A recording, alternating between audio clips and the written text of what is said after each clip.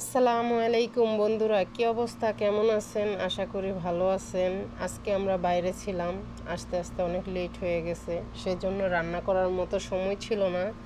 তাই ম্যাডাম বলল যে আচ্ছা, টেনশন করার দরকার নেই, বাবাকে বলে বাড়ি থেকে খাবার অর্ডার দেই। তারপরে দিল খাবার অর্ডার। এখন তো খাবার অর্ডার দিলাম, আনলো, পরিবেশন করতেছি।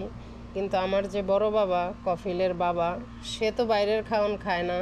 সে একই কথা, তুই কেন রান্না করলি না? বলি, বাবা আমি তো বাইরে গেছি, রান্না করার মতো সময় ছিল না। বলে, তোমার হাতের রান্না বেশি মজা, এখানের ভাত নাকি সিদ্ধ হয় না, বাইরের খাবার। সে বাইরের খাবার একদমই খেতে পারে না বুড়ায়, সেজন্য ঘরে সব সময় রান্না করতে হয়। সে বলে যে রোজ হয় নাই, শক্ত আছে, আমি খেতে পারি না, কেন রান্না করলি না?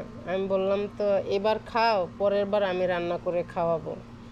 আসলে এমনিতে খুব ভালোবাসে, সেজন্য খুব ভালোই লাগে, আলহামদুলিল্লাহ যে তারা এতটা ভালোবাসা আমাকে দেয়।